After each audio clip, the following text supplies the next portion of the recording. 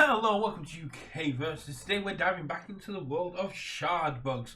No longer are these free cosmic avatars just taking part in petty territorial disputes or just fighting when they come across each other. We are in a full-blown World War bug, and the actively kind of passive Solar have had to take up arms into this more kind of Holy Crusade army. We saw in the Infestation boxes that we got to see more paladin and clergy kind of armaments from Sol.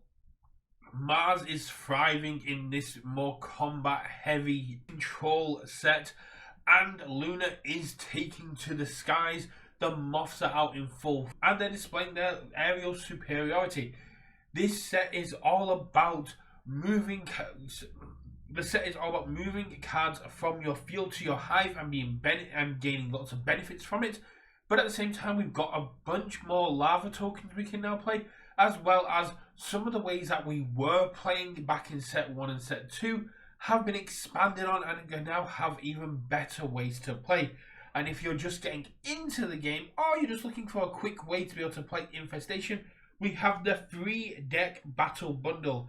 Each avatar is represented, and you get 3 pre-constructed 60-card decks, the deck list of which is put on the back. We have the Gold Hive Mind of Solar. This no longer devotion heavy kind of playstyle, now more moving into a resource management Holy Crusade combat based design, where they're looking to utilize this field to hive and hive to field mentality or strategy to gain additional effects. Yes, they are still going to out devotion you if you let them set up, but they're no longer as afraid to get into a skirmish as they have been in, say, the beginnings or the first bounty. The Moth Militia is the lunar solution to the World War bugs. They're taking to the skies. They're looking to negate and control and kind of shut down what everyone is trying to do. Led by Commander Morgana, they are taking to the skies, and they're showing aerial and control dominance, whilst also being able to show a lot of devotion to the lunar cosmic avatar. And the Sword of the Swarm, the Mars Precon deck. Mabu is the commander of Mars and is here to eradicate, burn the fields, burn resources, take on the hive and the field, complete and utter domination of this fight. They are going to be gaining devotion, but Mars has never been scared to sell its devotion, to burn the devotion to Mars, to take down their enemies, and knowing that if they can sack resources, if they can go for this siege mentality, that they'll be able to get that devotion back, but they can really hinder and almost kneecap their opponents. As well as, because this is a world war, we get to see cards as we've seen in the Infestation boxes that now feature, if you are fighting other factions, if you're fighting other cosmic avatars, you can gain additional abilities, as well as cards specifically designed to mess with them. So, in this box, we get the 3 pre-constructed decks, as I just went over what their aims are to do. I'll quickly go back over that when I go into the video, because I'm probably going to separate this into 3 individual videos, but with this kind of like the introduction to them all, because I'm lazy. And this box comes with 3 battle decks, 1 paper playmat, and 1 devotion tracker. I'm really excited to see this devotion tracker, as well as an alternate art cosmic avatar, which is different than the one you can pull in the box, and different than the cosmic rare,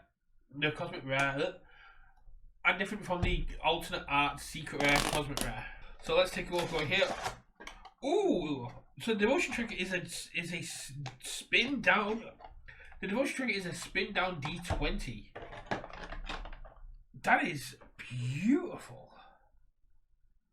So it's called a spin down, yeah, because they are primarily used in other card games as well. So we have our bug, and then it ticks down, or in the case of shard bugs, you tick up heading towards 20. So 1, 2, 3, 4, 5, 6, 7. It ticks up as you go up. But I love this honey bug kind of matching the infestation colours aspect to it. It's fairly light compared to other dice. That's really cool dice. I really like that. I'm probably going to use that for other things as well. We have the paper version of the playmat we have we have the paper version of the playmat that we have in stitch form here. Although this one's got a little bit more heft to it, but that's really cool.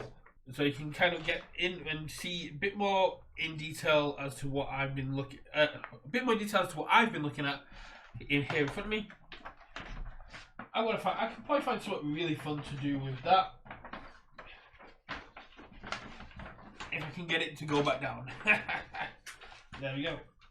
And a full learn to play booklet with all the rules, step-by-steps, zones, keywords, and even in going into what the web, multiplayer formats, single player formats, and how to join the Discord, how to draft, and increase terminology. This is really cool.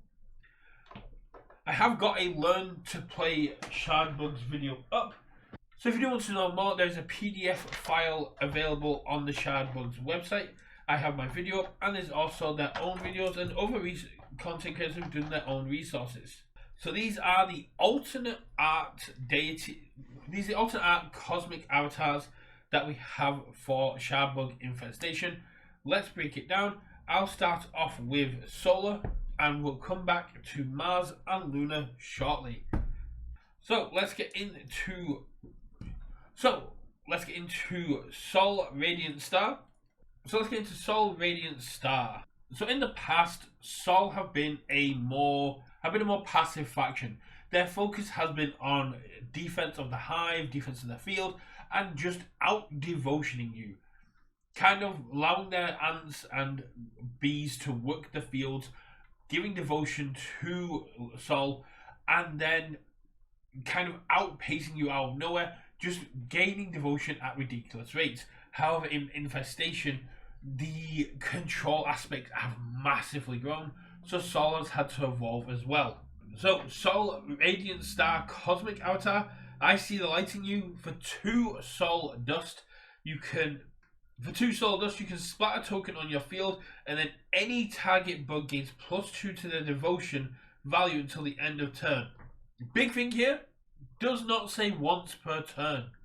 So you can just keep generating soul dust and increasing your devotion rating. So Sol is still a devotion heavy cosmic avatar, but I imagine we'll see this shift to a more tactical retreat and poke aspect when we get into the deck. Oh, I could just be completely wrong. Also, I love this alt art where we've got the foiling of the face and we've got this lovely butterfly showing that we're expanding beyond just the kind of bees and ants we've had. Expanding beyond the bees and the ants we've had before, where the butterflies are going to be taking a more active role outside of like the higher rarities. Our rare is Ant Tunnel. For 1 colorless dust, you may once per turn make a 0/1 unaligned lava token, and this is a free cost support location. So you can only have 1 of these in play, so we're only running 2 as our rare, although we're allowed up to 3. And you just get to keep pumping up tokens, which you can then splat with Sol to increase the devotion rating of other cards, as well as lava tokens having some very cool utility in other ways. Following on from there, we have a Blinding Light 2 Sol Dust. Blinded by the light to prevent all damage that will be dealt to a single target solar bug by a single source this turn. So this is a quick action. We're only running 3 when we're allowed to run up to 5. I'll quickly go over that because I forgot to mention it. The rarity of Shardbugs cards also indicates how many you can run when deck building. So you need to have a minimum of a 60 card deck like what we have here. But for rares, like what we have with Ant Tunnel, it has 3 pips. And those 3 bug heads basically can mean that we can run 3 of them. We get to run 1 Cosmic Avatar, which makes sense because we only need 1. And this is a common with 5, meaning we can run up to 5. But we're only running 3 in the deck. This just allows us to shield one of our bugs. If a single source, such as say the boot, would deal damage to one of our units. If a single sword such as the boot would deal damage to one of our bugs, we get to protect it with the blinding light, which is really solid.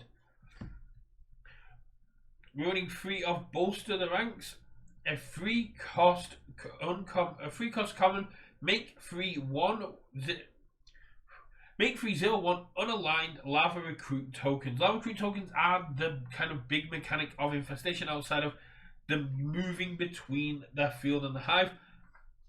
And lava tokens get to be utilized in lots of ways, not just by splattering them for devotion, which will hopefully come across in here.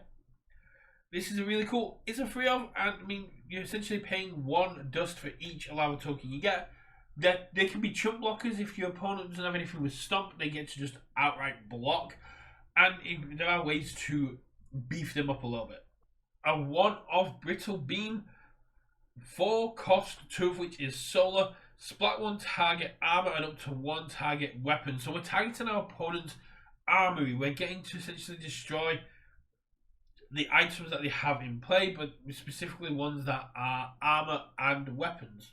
Some of which we may see in these decks, because if there's armor weapon hate in pre-con decks, you expect to see armor weapons in the decks.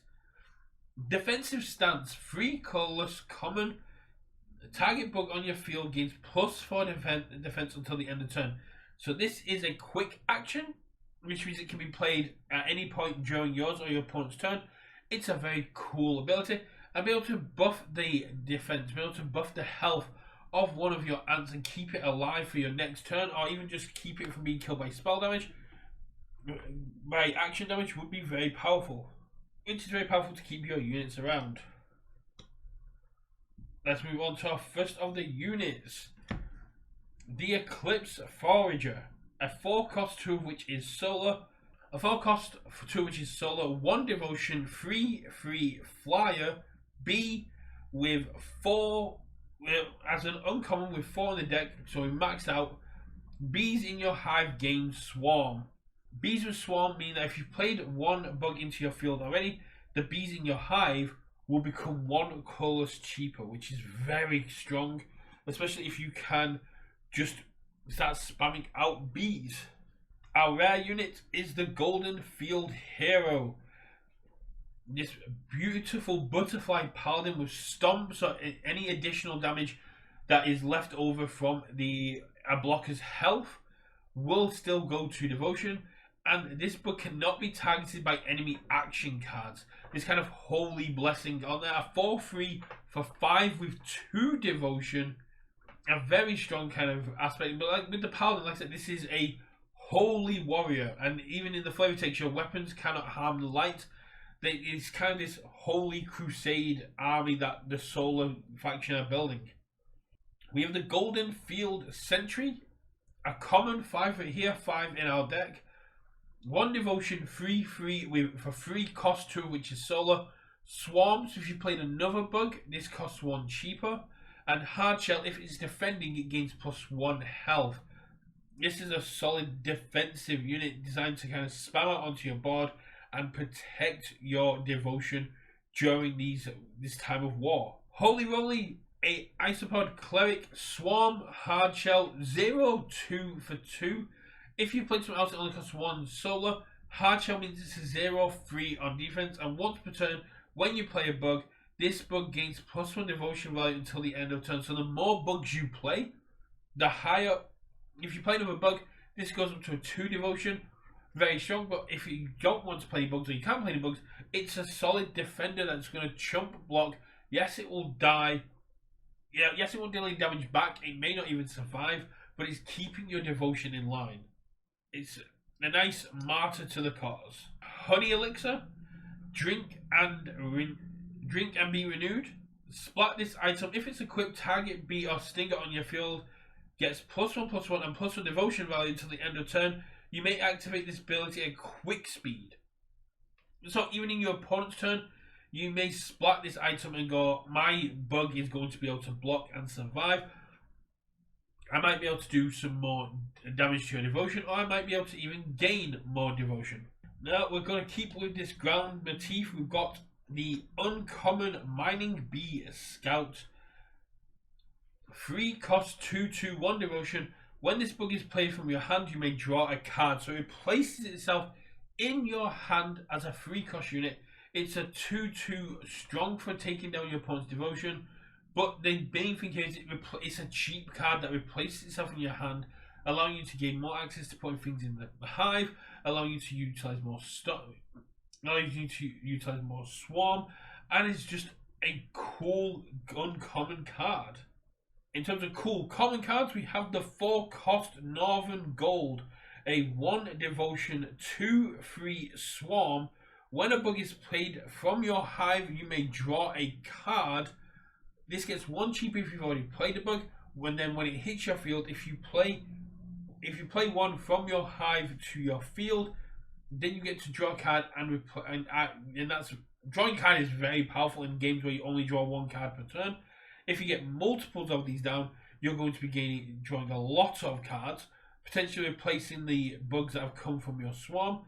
And at the same time, I do believe there are cards that allow you to use that allow you to kind of play more cards from your hive to your field, allowing you to draw even more cards, find more solutions, find more things to put in your hive, and even more to play.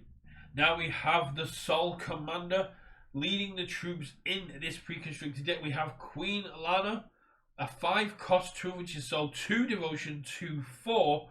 When you play a bee, make a 0/1 unaligned lava token, splat 2 recruit tokens. Once per turn, draw a card. So every time you play B, you get 1 for 2. After you play 2 Bs, you get to splat them to draw a card. As well as we have ways, so like we saw with the bolster ranks, to just generate 3 in one go.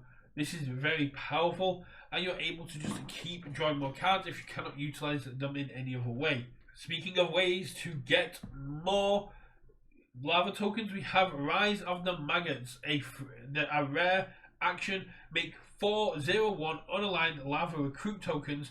Lava on your field gain aggro and fury until the end of the turn.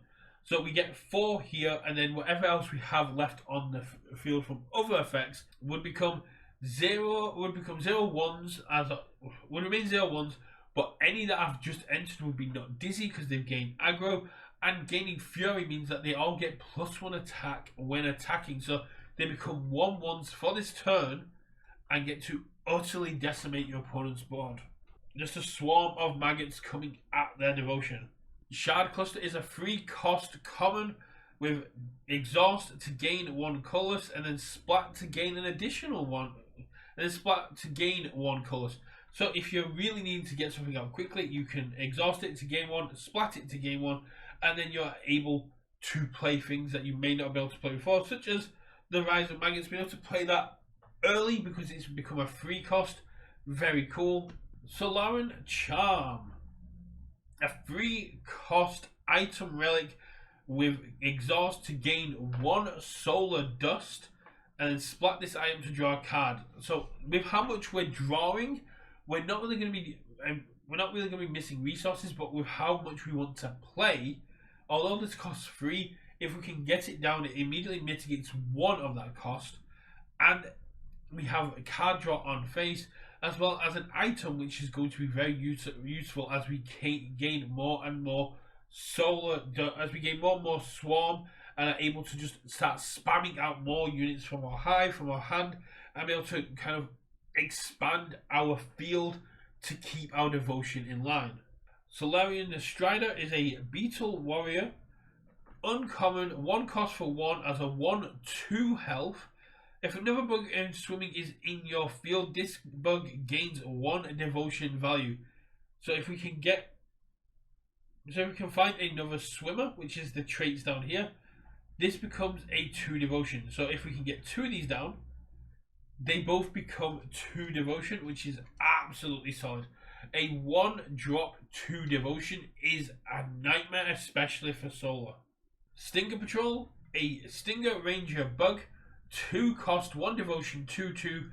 When this bug enters your hive from your field, target enemy loses 1 devotion. So when we move it as part of our, every time we can move 1 bug from our field to our hive exhausted, and when this does, you cause your opponent to lose 1 devotion.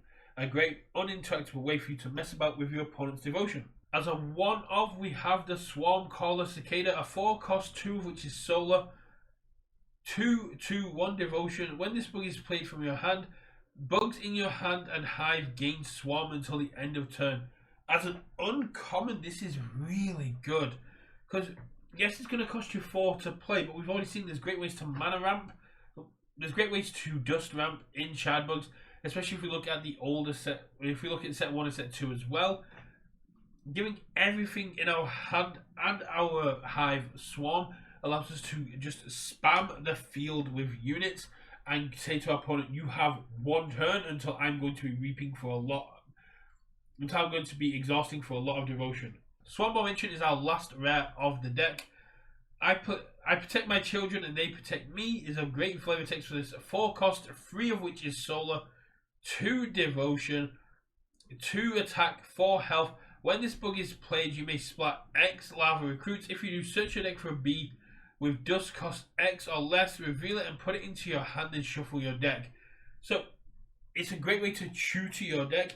If you can, say, get 4 lava tokens out, like we saw with the swap, with the Rise of the Maggots, we can then go and search immediately for another one of these and prepare ourselves another tutor. And if we have Queen Lana out, when we play this, we're going to get another lava token anyway. The last card of the deck is Tainted Candy, a 5-cost common action attack that just says splat target bug. If you are struggling to deal with something, if you just need a bug off the field at 5 cost, kill anything, not need to deal damage, not maybe having to mess about with fighting and setting up, you just go get hit and die. So this is Sol Radiant Star. The 60 card deck here, as we can see, is about generating lava tokens, utilizing those lava tokens for draw power, for tutoring for your deck, for searching for the answers for what your opponent's still looking to do. You're not as aggressive because there's not as much instant devotion and dust gathering as there have been in the previous sets and the previous pre-constructed deck. But that's because we're now in a time of war. We're now more looking at building a wide field, utilizing our hive and our hand to get a lot of cheap units out quickly, and saying, if you cannot deal with the amount of units I'm putting down, I'm going to be gaining a lot of devotion, but I now still have answers to deal with what you're playing. I think this is a great evolution for Solar. I think it's a great evolution for Solar. It's going to add a more control aspect and depth and more strategic line to a house that was kind of very linear in, I want to get devotion as quickly as possible before you stop me. Now they're saying, I know that you are going to try and deal my board. My board is going to keep growing quickly, and I'm still going to be gaining a lot of devotion, especially if you upgrade this with cards from the previous sets. You're going to end up with a very wide board very quickly that's reaping for a lot of devotion. That's just my opinions on the Soul deck. I could be completely wrong. I think this is going to be very powerful, and I'm looking forward to actually getting to play it. I'm going to sleeve this up and hopefully get some games in with some people in the future.